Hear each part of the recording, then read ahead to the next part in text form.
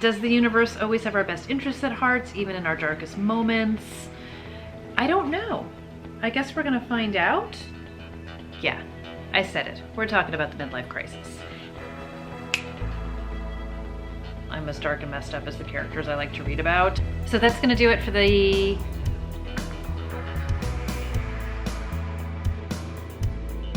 Hi everybody, it's Audrey and welcome back to Chapter and Converse. I had mentioned in my last book haul that I had unhauled a whole bunch of nonfiction books as well since probably like October. So I thought I would do a separate nonfiction book haul since sometimes that appeals to people more, or maybe it doesn't, I don't even know. But if you are into some nonfiction, that's what we're gonna talk about today. So the first three books are all by Gary John Bishop, and I talked about these in my December wrap up because I listened to / kind of like read along with Unf Yourself, and then I also listened to and tabbed the life out of Stop Doing That Shit and Self-Sabotage and Demand Your Life Back.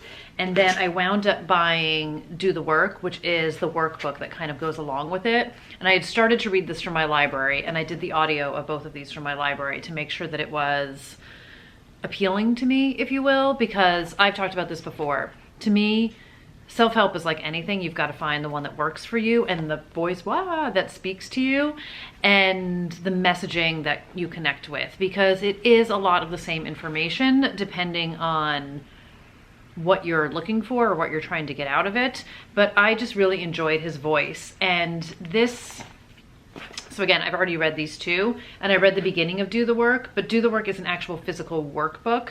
So not great from the library in the sense that you can't, I mean, I guess you can, but I want to write all over my books, let's be honest. And this is a book that really kind of guides you through kind of how to break down, I guess, like the blocks that are in your head and help you get the life that you want. And that's sort of the goal of all of these self-improvement, self-help books. And I haven't started back into this one yet. And I mentioned in my January wrap up that I am in the process of doing another book called Claim Your Power, which is a 40-day journey. And there's literally activities and journaling work to do every single day. So I didn't want to be overlapping it. And there's another book in here too that you'll see. I'm just not overlapping all of them because, for one, if you're really going all in, it's some pretty heavy stuff, and it can be pretty emotional and it can be pretty draining. And I want to keep sort of clear vision about the different books and what I'm doing. So I will let you guys know what I think about this workbook when I'm done with it. But it's trying to empower you, help you move forward, how to clear out some emotional baggage. As you can guess by the titles of these books, he's super no nonsense. He is Scottish. He does the audio himself. He's really quite funny. And even really pretty funny when he was like, people make fun of my voice or this, and he's like, I'm Scottish, like this is how I talk. So I highly recommend the audiobooks always when it comes to self-help books, and also again to figure out if they're the right ones for you. But spoiler alert, I'm a fan. The next book I have is one that I've seen in tons of different places, and it's Atomic Habits by James Clear. And this is another, I shouldn't say another, this one's super shimmery. So it says Tiny Changes, Remarkable Results. So this is really how to change your habits by making small steps. So this isn't broad sweeping. This isn't, like change your entire life. This is tiny behaviors that lead to remarkable results. And it says the problem is your system. Bad habits repeat themselves, not because you don't want to change, but because you have the wrong system for change. So I have just heard so many great things about this book. So many people have read it. I know people who are reading it right now. And I feel like this will speak to me because I have definitely tried to do big sweeping changes and it doesn't work. And I feel like small steps every day is the way for me to succeed. I am not a risk taker. I am not a huge dramatic changer. I really think things through, probably to the point of overthinking. And this really appeals to me in a way that I feel like I'm not going to get overwhelmed, but I can still do something that's going to ultimately be impactful. Next up is Get Off Your Butt by Sean Stevenson. And this is how to end self-sabotage and stand up for yourself. So welcome to the inner workings of my mind. So this is a hands-on guide to conquering your fears and insecurities and helping to overcome the forces of negativity and self-sabotage. So it is the, your butt excuses, there's no time, your butt insecurities, but I'm not good enough, your butt fears, but what if I fail? So it says practical guide for putting fear behind you and building the inner resources to become self-confident at work and at home. It's time to get off your butt and start leading the life of your dreams. So yes, please, I would like that. Jimmy Kimmel says he's the Yoda of personal development with less pointy ears. I'm a fan of that too. So I need help, you guys. I need help, and I'm hoping to find it here. The next book is Ada Calhoun's Why We Can't Sleep, and this is women's new midlife crisis. Yeah, I said it. We're talking about the midlife crisis. And this book is specifically targeted towards Gen Xers. And welcome to my world. And it says that she talks to women across America, and they share their experiences as the generation who was brought up to have it all. Calhoun found that most were exhausted, terrified about money, underemployed, and overwhelmed. Instead of their issues being heard, they were told instead to lean in, take me time, or make a chore chart to get their lives and homes in order. So it says, in Why We Can't Sleep, Calhoun opens up the cultural and political context of Gen X's predicament and offers solutions for how to pull oneself out of the abyss and keep the next generation of women from falling in. The result is reassuring, empowering, and essential reading for all middle-aged women and anyone who hopes to understand them. So I heard about this book on a podcast that Stacy London was doing with somebody. I will link it down below. I'll find it because I binged a whole bunch of Stacy London podcasts at one point because she had wrote an article for, I want to say Refinery, and talked about the midlife renaissance instead of the midlife crisis. And I have loved her since What Not to Wear, and I think she's just so great and to the point and has some great reflections on life, and really just connect with her on a lot of different levels. And I appreciate the message that she was talking about and embracing midlife rather than being embarrassed of it or hiding from it or whatever from it. And she mentioned this book, and my old roommate from college, like 2 days later, texted me, and she was like, I just got this great book from the library, you need to read it, like it's all about us. And I was like, I just got that book too. So great minds think alike.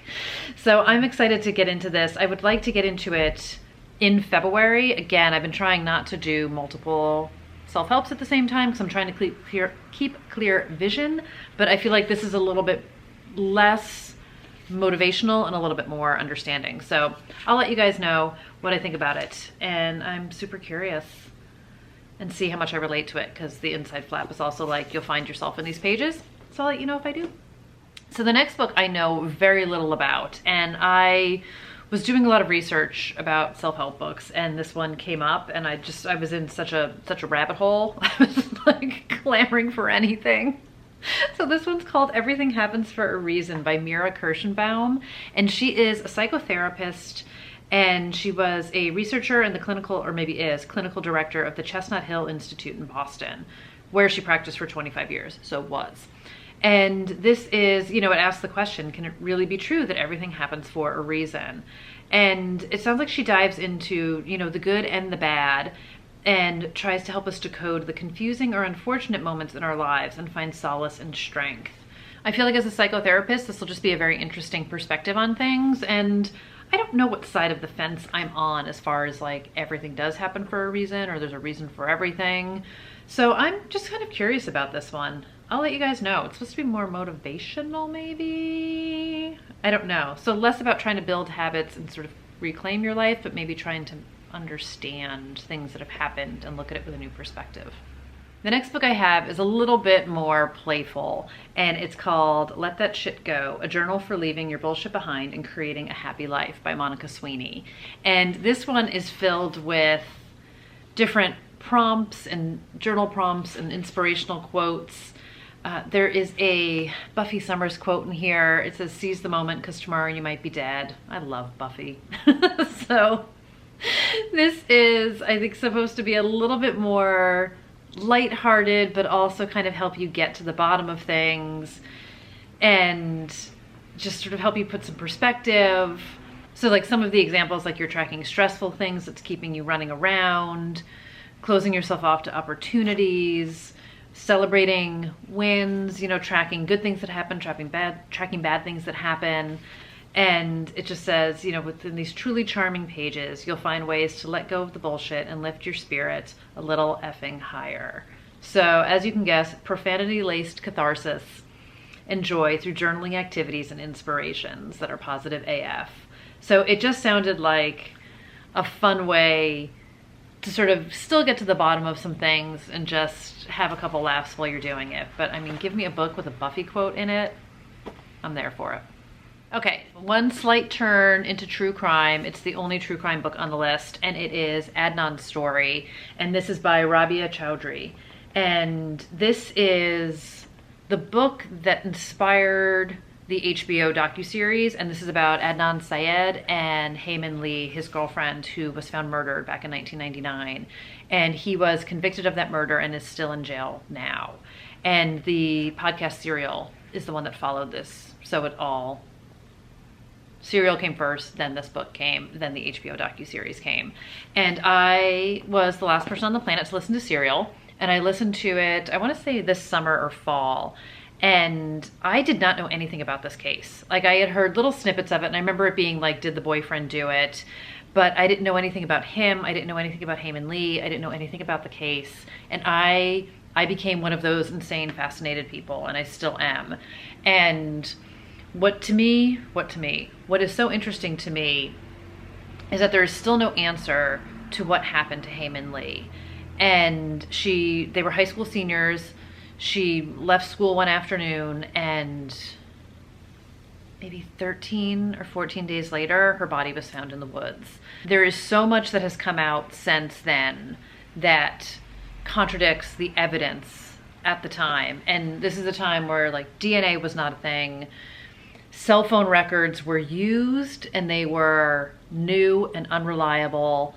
And you've got unreliable witnesses, you've got stories that don't make any sense, you've got stories that contradict each other.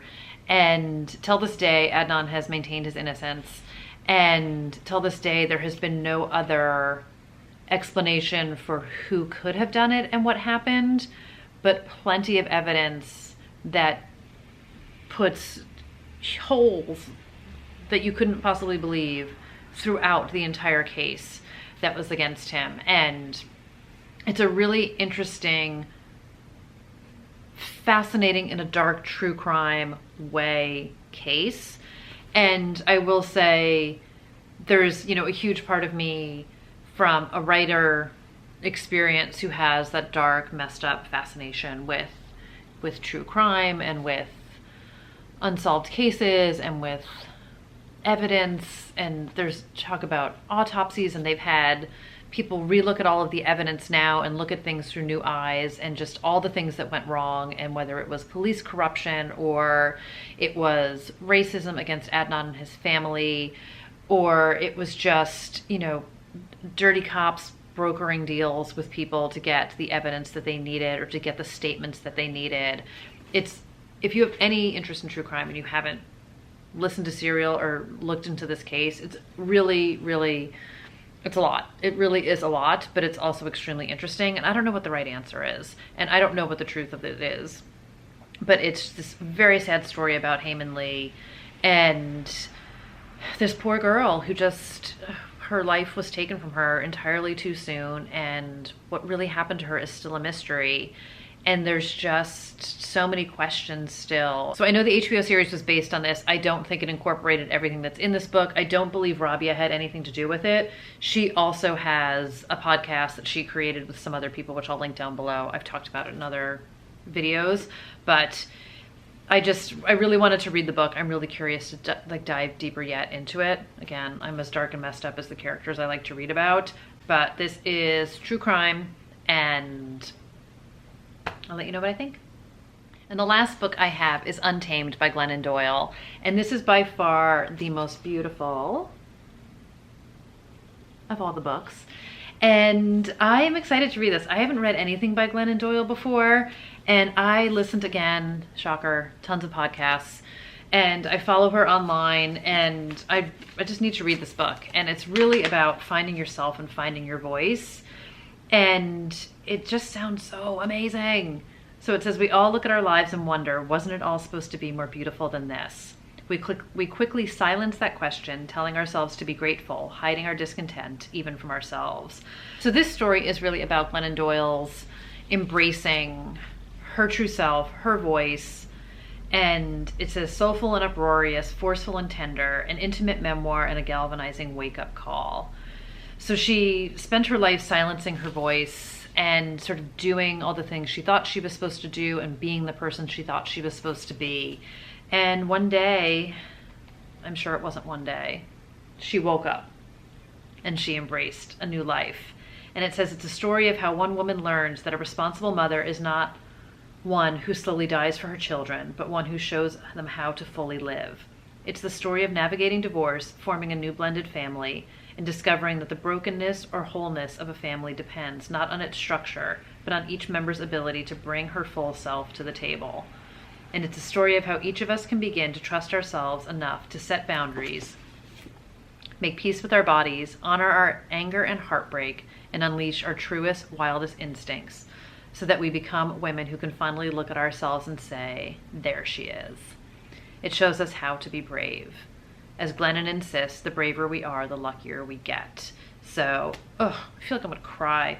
I find her so inspiring. Her interviews are amazing. If you can find podcasts with her, listen to them. Her voice is just so powerful. So I'm very excited to read this book, obviously.